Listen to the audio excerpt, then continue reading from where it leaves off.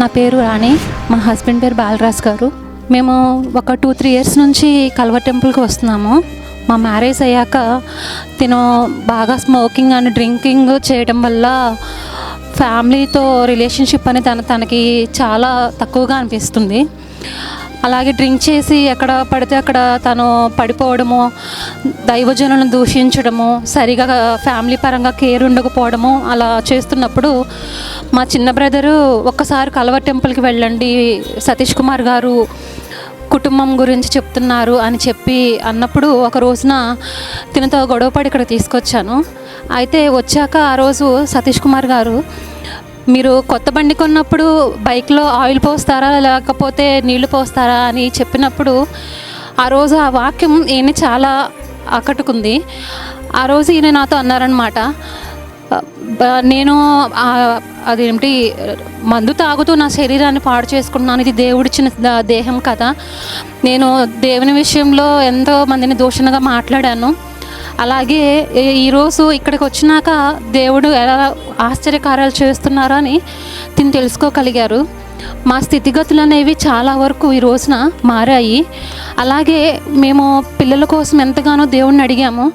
ఇక్కడికి వచ్చి ప్రార్థన చేసుకుంటూనే ఉన్నాము. కొంతమంది అయితే ఇక్కడ వేరే చోటకి వెళ్తే పలానా చోట పిల్లలు పుడతారు అది ఇదని ఎంతోమంది చెప్పారు.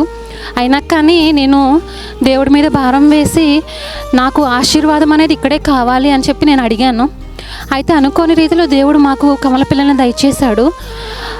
అదే స్థితిలో ఒక బేబీ ట్యూబ్లోకి వెళ్ళిపోయి ఇమ్మీడియట్లీగా సర్జరీ చేయాలి, కండిషన్ చేదాటిపోయింది అని డాక్టర్స్ చెప్పినప్పుడు చేతిలో ₹1 కూడా లేక చాలా ఇబ్బందుల్లో ఉండిపోయి మేము రాక వచ్చిన ఈ గర్భఫలము ఇలా అయింది ఏంటి అని చాలా సఫర్ అయ్యాము.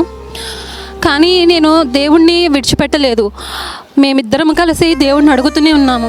ఏమో దేవుడు ఎందుకు ఇచ్చాడో ఎందుకు తీసివేశాడో మాకైతే తెలియదు. కానీ ఈరోజు వెంటనే ఇమ్మీడియట్గా సర్జరీ చేసి బేబీని తీసేశారు. అనుకోని రీతిలో ఒకటే పనిగా వామిటింగ్స్ అవుతున్నాయని చెప్పేసి మళ్ళీ మేము హాస్పిటల్కి వెళ్తే మా జీవితంలో దేవుడు చేసిన అద్భుతము ఎంతో గొప్పది. మళ్ళీ ఒక బేబీని తీసేసిన ఇంకొక బేబీ గర్భఫలంలో ఉంది. సో మేము ఇంకా అసలు మా ఆనందానికి ఎంతో అసలు ఇంట్లో చెప్పిన అసలు డాక్టర్స్ కూడా షాక్ అయ్యి ఇలాంటి ఆశ్చర్యకరమైన మేలు ఎవ్వరికీ జరగలేదు, మీకే ఫస్ట్ టైం అని మాతో డాక్టర్స్ అంటుంటే ఆ ఆనందానికి మాకు అవధులు అనేవి లేవు. కానీ ఈరోజు దేవుడు మమ్మల్ని దీవించి మా స్థితిగతులను కూడా బాగు చేసి మాకు ఇంకొక బిడ్డని, 2 బిడ్డల్లో ఒక బిడ్డను తీసేసిన ఇంకొక బిడ్డను దయచేశాడు. ఈ సాక్ష్యం చెప్పుకోవడానికి అవకాశం ఇచ్చిన సతీష్ అయ్య గారికి, కల్వర్ టెంపుల్ సంఘానికి మా నిండు వందనాలు చెప్పుకుంటున్నాం. Thank you.